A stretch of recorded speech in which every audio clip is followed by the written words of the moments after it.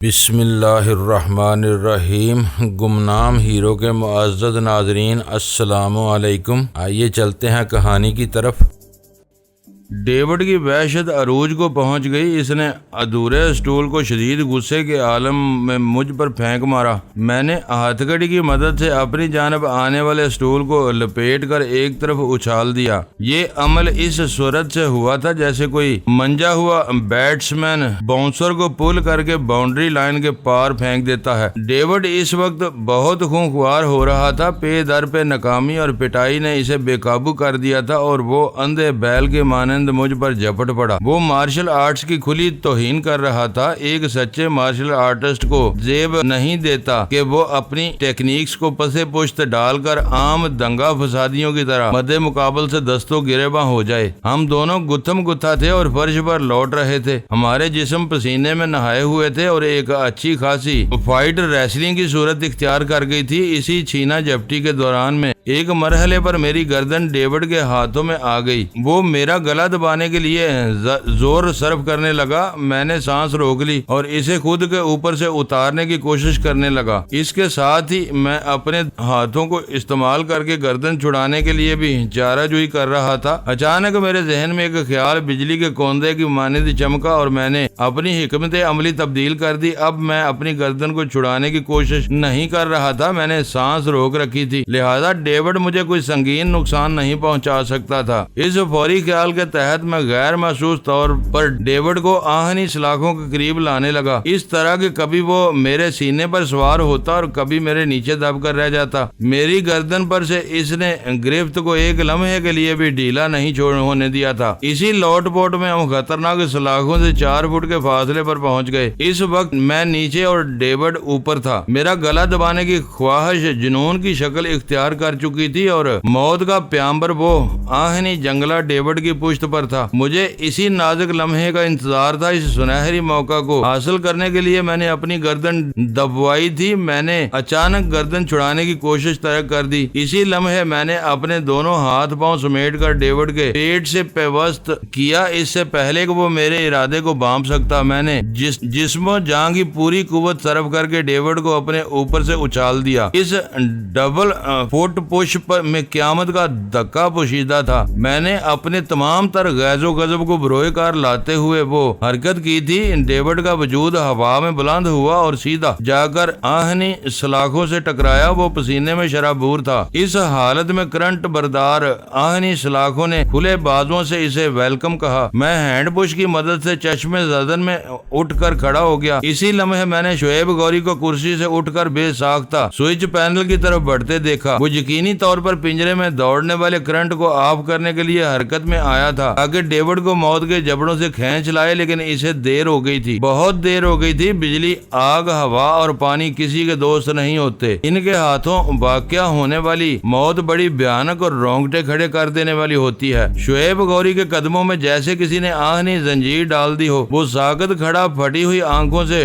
David کو تکے جا رہا تھا، جو یقینی طور پر اب اس دنیا میں باقی نہیں رہا تھا۔ اس کے انجام کی تفصیل میں جانے کی ضرورت نہیں۔ اس کے ساتھ بھی کم و بیش وہی سنگین حالات پیش آئے تھے جو تھوڑی دیر پہلے بیچارے کتے پر گزرے تھے۔ یہ بھی ایک حسین اتفاق ہی تھا کہ ڈیوڈ اس کتے سے صرف 1 فٹ کی دوری پر زمین بوس ہوا تھا۔ وہ کتے کی موت مارا گیا تھا۔ ایک بے زبان اور بے قصور جانور کو اذیت ناک موت سے دوچار کرنے والا جاندار نمونہ عبرت بن کر رہ گیا تھا۔ شاید مکافات عمل اسی کو کہا جاتا ہے۔ حال میں موجود تمام افراد کو جیسے سانپ سونگ گیا تھا۔ میں نے 90 تلے قدموں سے چلتے ہوئے پنجرے کے دروازے کے پاس آیا اور نفرت امیز نظر سے شعیب غوری کو گھورنے لگا۔ اس نے مقابلہ شروع ہونے سے پہلے مجھ پر ایک گہرا طنز کیا تھا۔ اب اس کے جواب کا وقت تھا۔ اینٹ کا جواب پتھر ہی سے جانا چاہیے۔ میں نے بند مٹھی میں سے انگوٹھے کو الگ کیا، پھر اس انگوٹھے سے اپنے عقب میں بے جان پڑے ڈیوڈ کی طرف اشارہ کیا اور شعیب غوری سے مخاطب ہوتے ہوئے نہایت ہی ٹھہرے ہوئے لہجے میں کہا، شعیب، اسے کہتے ہیں ڈیتھ کیج۔ پھر میں چینی مارشل آرٹسٹ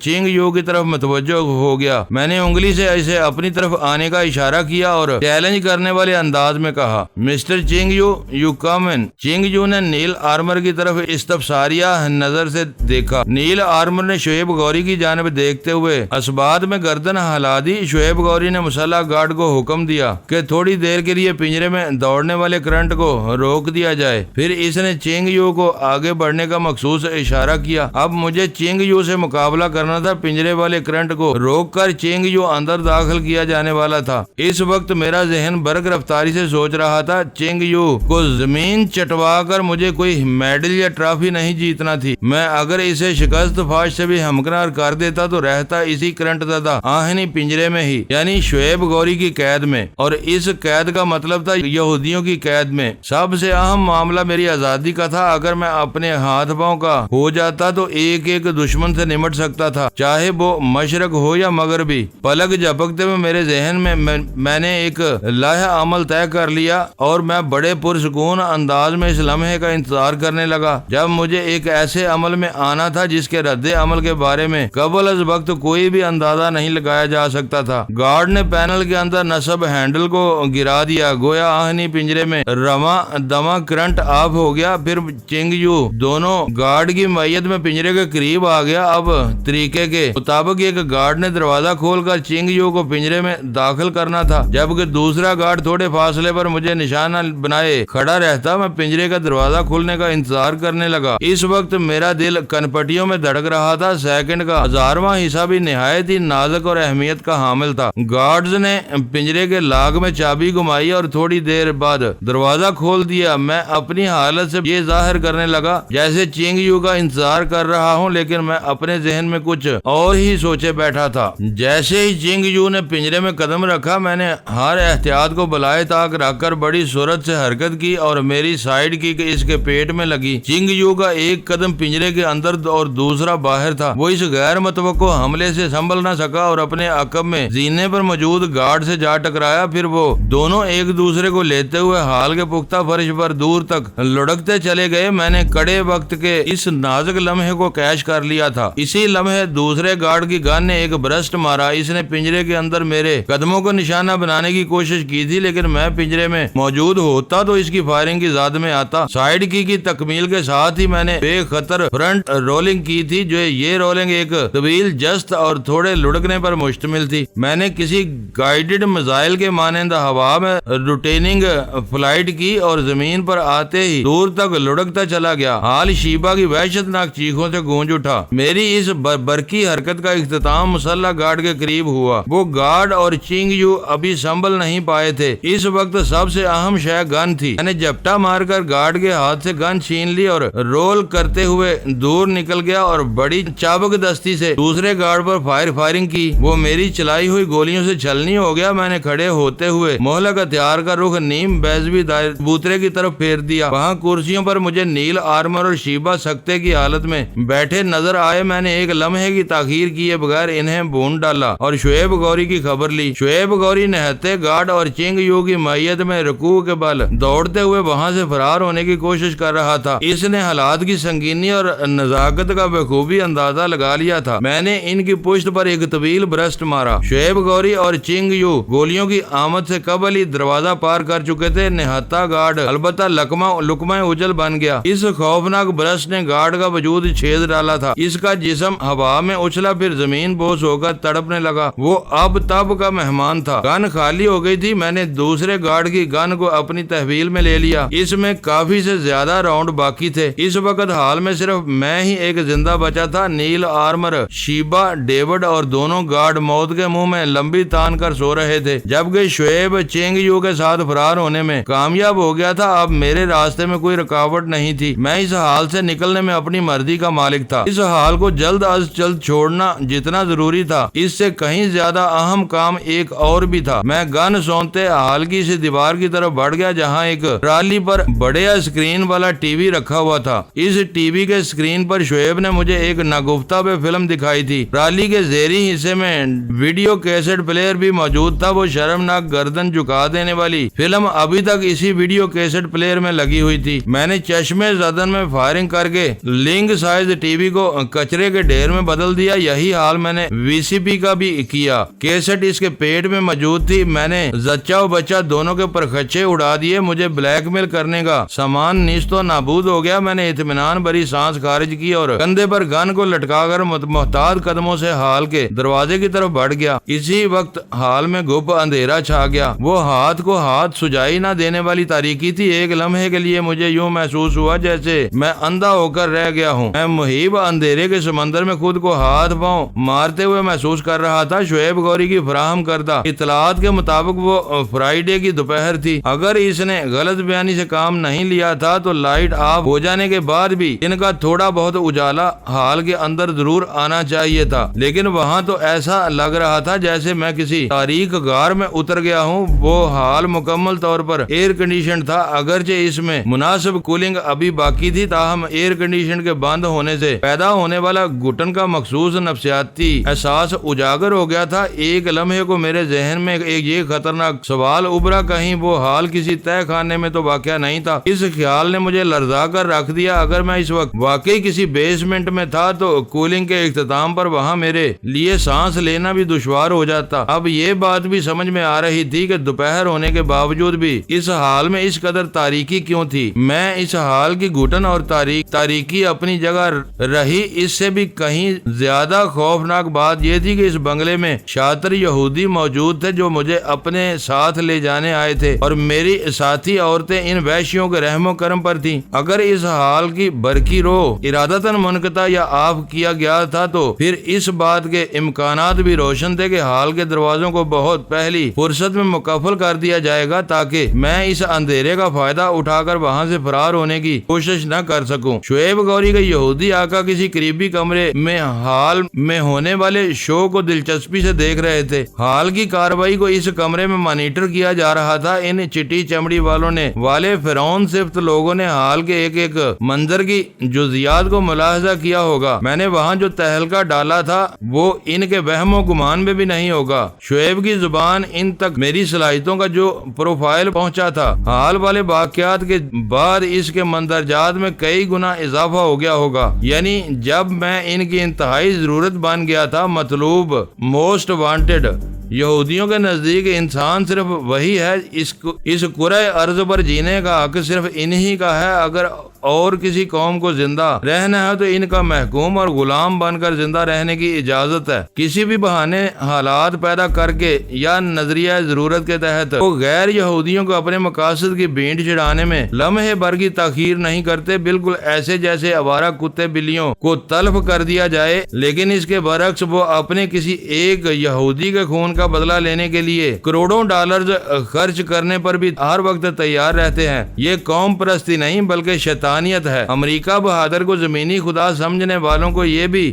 سمجھ لینا چاہیے کہ انسانی تاریخ میں تمام بڑے فتنے اسی رنگ ڈنگ میں ظہور پذیر ہوئے ہیں، لیکن افسوس، رد افسوس، ہم تاریخی حقائق کو فراموش کرنے کے عادی ہو چکے ہیں۔ میں اس سے آگے کچھ نہ سوچ سکا۔ وہ سوچ سے زیادہ عمل کا وقت تھا۔ جذباتی انداز میں غور و فکر اور فکری انداز میں جذبات کا اظہار پھر کسی موقع پر کیا جا سکتا تھا۔ یہ تمام خیالات سیکنڈ کے 10ویں حصے میں میرے ذہن سے گزرے اور میں اس گارڈ کے مردہ جسم کی طرف بڑھ گیا جس نے پنجرے میں مجھ پر فائرنگ کی تھی۔ وہ قد کاٹ میں مجھ سے ملتا جلتا تھا۔ اس وقت میرے جسم پر صرف ایک لنگوٹ نما جانگیا تھا۔ میں اندازے کی بنا پر جلد ہی اپنے مطلوبہ مردے تک پہنچ گیا۔ میں نے چند سیکنڈ میں اس کی پتلون اپنے بدن پر سجا لی۔ شرٹ پہننا میں نے مناسب نہ سمجھا کہ وہ جا بجا خون آلود ہو چکی تھی۔ اس ضروری کام سے نمٹنے کے بعد میں تاریکی کی آڑ لیتے ہوئے حال کے ایک دروازے کی جانب بڑھ گیا۔ اب اس اندھے حال میں رکنے کا کوئی جواز باقی نہ تھا۔ میں دروازے پر پہنچا اور اس سے پہلے کہ دروازے کے کھلا یا بند ہونے کا اندازہ لگاتا باہر سے چند افراد کے باتیں کرنے کی آوازیں ابری۔ میں نے ایک دیوار کے ساتھ لگ کر سانس روک لی۔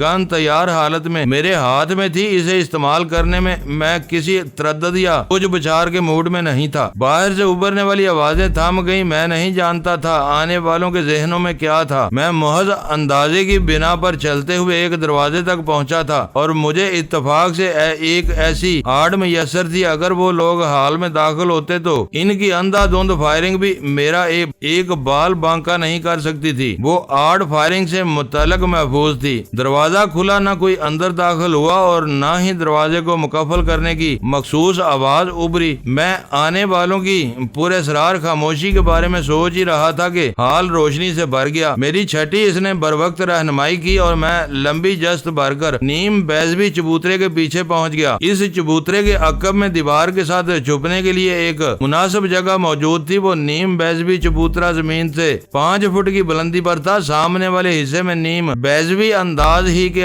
زینے تھے، تاہم عقب میں خلا ہونے کے باعث 2 فٹ چوڑی 5 فٹ گہری اور طویل سی ایک خندق وجود میں آ گئی تھی، جہاں میں گن تھامے دم سادے بیٹھا تھا۔ میں جانتا تھا اس حال کو شوٹ کرنے کے لیے نادیدہ کیمرے مختلف گوشوں میں خفیہ طریقے سے نصب کیے گئے تھے۔ اس فلم بندی کو کسی دوسرے کمرے میں مانیٹر بھی کیا جا رہا تھا۔ حال کے دوبارہ روشن ہو جانے کا واضح مطلب یہی تھا کہ اب وہاں کی ایک ایک شے کو کہیں اور دیکھا جا رہا تھا۔ مجھے یہ سمجھنے میں دیر نہ لگی کہ وہ لوگ وہاں کی صورت حالات کا جائزہ لینے سے زیادہ مجھے تلاش کرنے میں دلچسپی لے رہے ہوں گے۔ میں نے وہاں جو افراتفری مچائی تھی وہ ان کے لیے ناقابل یقین ہی نہیں بلکہ ناقابل فراموش بھی تھی۔ ڈیوڈ، نیل آرمر اور شیبا کی میرے ہاتھوں موت انہیں جھنجھوڑ کر رکھ دینے کے لیے کافی تھی۔ میں نے اللہ کا لاکھ لاکھ شکر ادا کیا کہ اس وقت کیمرے کی آنکھ سے محفوظ تھا۔ وہ لوگ وہاں میری موجودگی کو نہیں پکڑ سکتے تھے۔ میں نے جس نیم بیضوی چبوترے کے عقب میں پناہ لی رکھی تھی، تھوڑی دیر پہلے وہ خاصا آباد تھا۔ اس پر موجود 3 عالیشان کرسیوں پر شعیب گوری، نیل آرمر اور شیبا براجمان تھے۔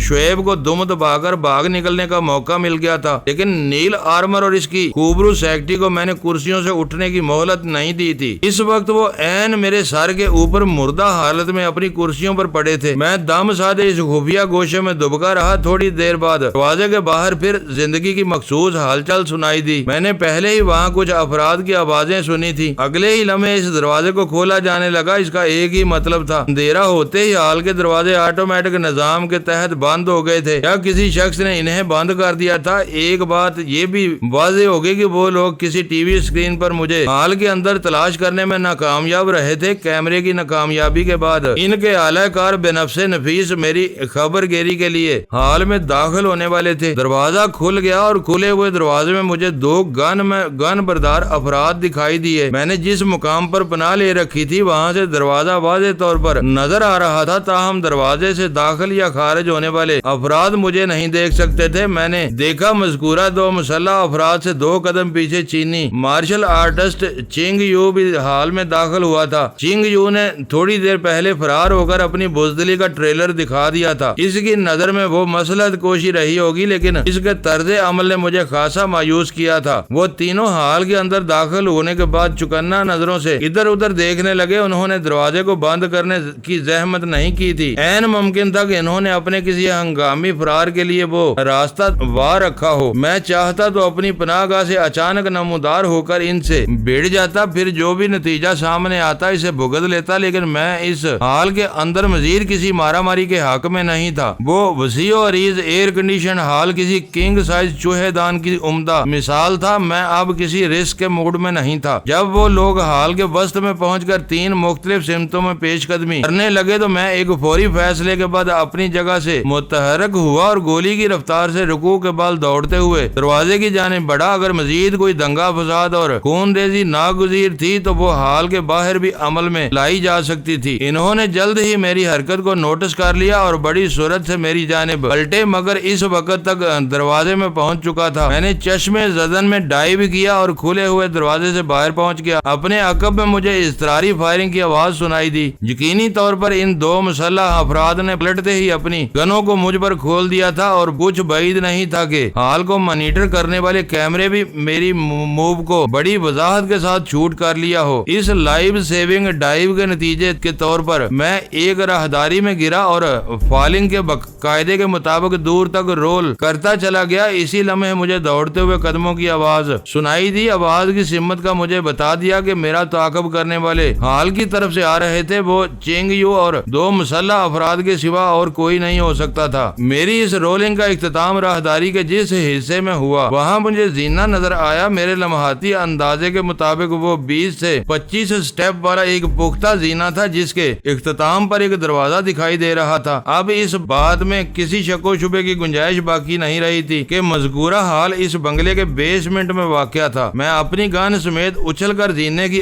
آڑ میں چلا گیا۔ اس راہداری میں مناسب روشنی تھی، مگر اطمینان بخش بات یہ تھی کہ اب میری حرکات و سکنات کو کسی ٹی وی اسکرین پر نہیں دیکھا جا سکتا تھا۔ وہاں بیٹھے ہوئے یہودیوں کے لیے میں حال سے فرار ہو چکا تھا۔ میں نے زینے کی اوٹ میں خود کو چھپا کر عقل مندی کا ثبوت دیا تھا، کیونکہ حال سے نکلنے کے بعد انہوں نے اسی زینے کو نشانہ بنا کر فائرنگ کی تھی۔ میں اس بے دریغ فائرنگ سے محفوظ رہا۔ وہ راہداری کوئی اتنی لمبی چوڑی نہیں تھی کہ مجھے ڈھونڈنے کے لیے انہیں کسی دقت کا سامنا کرنا پڑتا۔ میں کسی بھی ہنگامی کارروائی کے لیے گن سنبھالے تیار بیٹھا تھا۔ جب میں انہیں راہداری میں کہیں نظر نہ آیا تو ایک گن بردار زینے کی طرف جانب بڑھا۔ وہ پھونک پھونک کر قدم رکھتے ہوئے میری ہی طرف آ رہا تھا۔ اس راہداری میں چھپنے کی جگہ صرف وہی تھی جہاں میں عارضی طور پر پناہ گزین تھا۔ چینگ یو دوسرے گن بردار کے ساتھ زینے طے کر کے اوپر جانے لگا کہ کہیں میں وہاں سے فرار ہونے میں کامیاب نہ ہوں۔ میں نے سانس روک کر گن کو مضبوطی سے تھام لیا۔ ان نازک لمحات میں میرے اعصاب پر بے پناہ دباؤ تھا۔ موت اور زندگی کا یہ خوفناک کھیل طول پکڑتا جا رہا تھا۔ پھر جیسے ہی مجھے اس شخص کی ٹانگیں نظر آئیں میں نے بلا تردد اس کی ٹانگوں پر ایک برسٹ فائر کیا۔ مختصر سی راہداری گن بردار کی ہولناک چیخوں سے گونج اٹھی۔ میں نے ٹانگوں سے گھسیٹ کر اسے اپنی طرف کھینچ لیا۔ اب کہیں نظر میں وہ کسی کو دکھائی نہیں دے سکتا تھا۔ اسی لمحے مجھے زینے کے اوپر دوڑتے ہوئے قدموں کی آواز سنائی دی۔ یقینی بات تھی کہ چینگ یو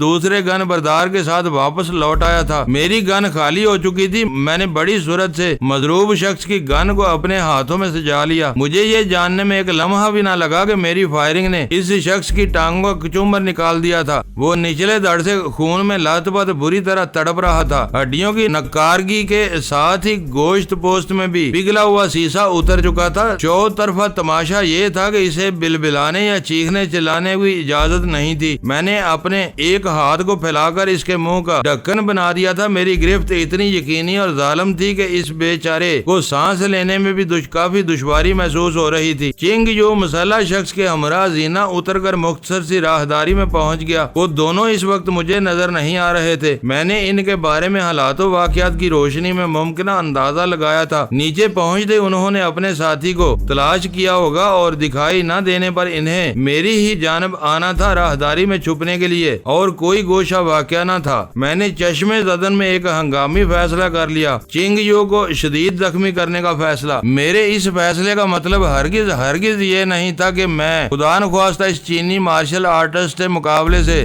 گھبرا رہا تھا۔ اس وقت ایک لمحہ نہایت قیمتی تھا۔ اگر میں کنگ فو کے جوہر دکھانے میں مصروف ہو جاتا تو وقت ہاتھ سے نکلنے کا کو بھی امکان تھا۔ حالات کی نزاکت کے پیش نظر میرا وہ فیصلہ انتہائی معقول تھا۔ حالات کے تقاضوں کو نبھانے والے ہی آگے بڑھتے ہیں۔ پھر وہ دونوں میری نگاہ میں آ گئے۔ مجھے ان کے جسموں کے زیریں حصے نظر آ رہے تھے۔ مخصوص پہناوے کے سبب چینی چینگ یو کو پہچاننے میں مجھے کسی دقت کا سامنا نہ ہوا۔ میں نے اس کے قدموں کو اپنے ذہن میں فوکس کیا اور گن کے ٹریگر پر میری انگلی دب گئی۔ خطرناک گن کے دانے سے خارج ہونے والی گولیوں نے چینگ یو کے پاؤں اور پنڈلیوں کو ادھیڑ کر رکھ دیا۔ اس فائرنگ کے نتیجے میں وہ کربناک انداز میں چیختے ہوئے ایک جانب لڑک گیا۔ میں نے اپنی پناہ گاہ کو چھوڑتے ہوئے ایک لمبی لوٹ لگائی اور کئی فٹ دور مخالف سمت میں نکل گیا۔ میں نے یہ حرکت فطری رد عمل سے بچنے کے لیے کی تھی۔ میری فائرنگ کے جواب میں دوسرا گن بردار میری سمت فائرنگ کرتا اور میرے حساب کے عین مطابق ایسا ہی ہوا۔ جیسے ہی میں نے اپنی عارضی پناہ گاہ کو الوداع کہا مجھے اپنے عقب میں زخمی آدمی کی بلند چیخیں سنائی دی۔ یہ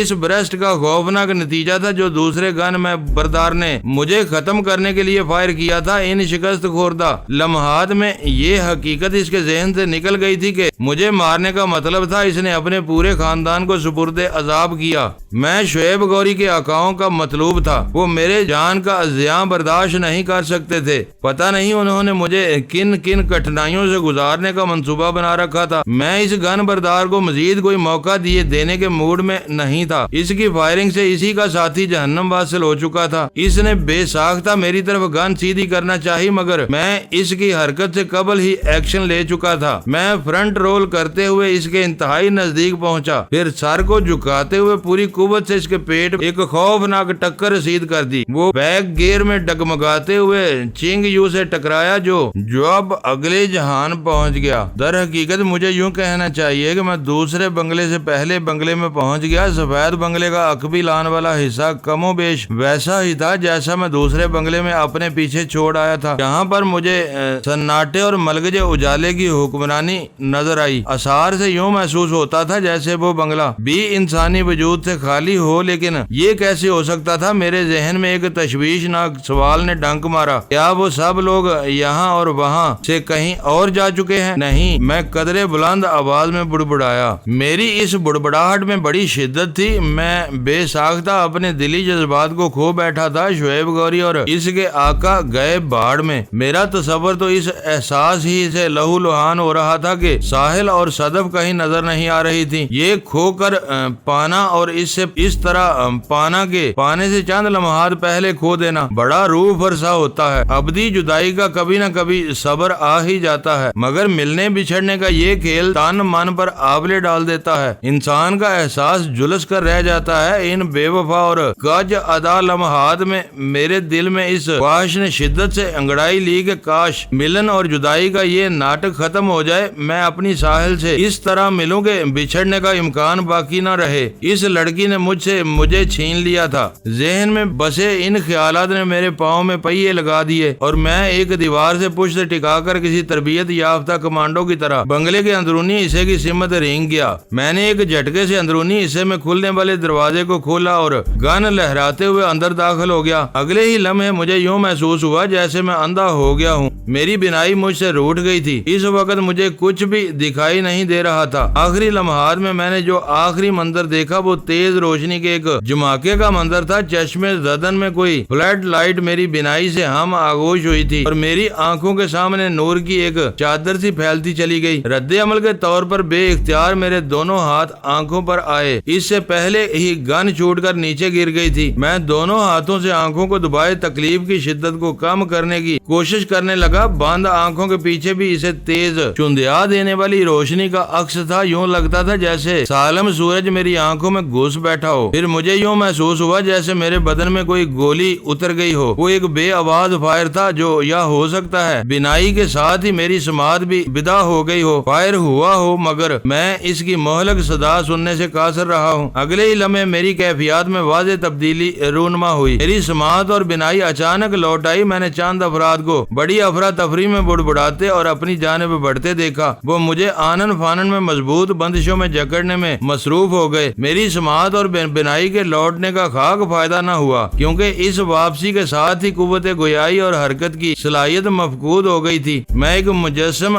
अज़्वे मुअत्तल होकर रह गया था। मैं गला फाड़ कर बेईमाना कार्रवाई के खिलाफ एहतजाज करना चाहता था, लेकिन बेसूद। मैं हाथ पांव की जुम्बिशों से इन शैतानों को छठी का दूध याद दिलाना चाहता था, मगर बेफायदा। मैं कुछ बोलने की कोई हरकत करने के काबिल नहीं रहा था और सब इसी बेआवाज नाहंजार खाना खराब गोली का नतीजा था जो मेरे बदन में उतरकर मुझे मफलूज बना गई थी। मैं बड़ी बेबसी से अपने साथ होने वाली कार्रवाई को देखने लगा। आंखें नेमत हैं, एक बहुत बड़ी नेमत। इस दुनिया की सारी खूबसूरती, रंगीनी और संगीनी हम आंखों ही की मदद से देख पाते हैं, लेकिन बहुत कम लोग ये राज जानते होंगे कि हमारी ये आंखें बहुत ही मजबूर और बेबस हैं। कोई भी मंजर देखने याद रखने की सलाहियत नहीं रखती। ये किसी कैमरे के लेंस की तरह है। दुनिया का हर कैमरा और कैमरे का हर लेंस अपने काम के लिए रोशनी का मोहताज है। हमारी आंखों को भी जब तक रोशनी मैसर न हो ये हमें कोई भी शय दिखा नहीं सकती। दर हकीकत रोशनी की मौजूदगी में मुख्तलिफ एशिया से खारिज होने वाली मखसूस शुआएं हमारी आंखों के लेंस पर टकराती हैं और पर्दे पर अपना अक्स बनाती हैं, यानी इस शय की शबीह वजूद में आ जाती है। हमारा दिमाग इस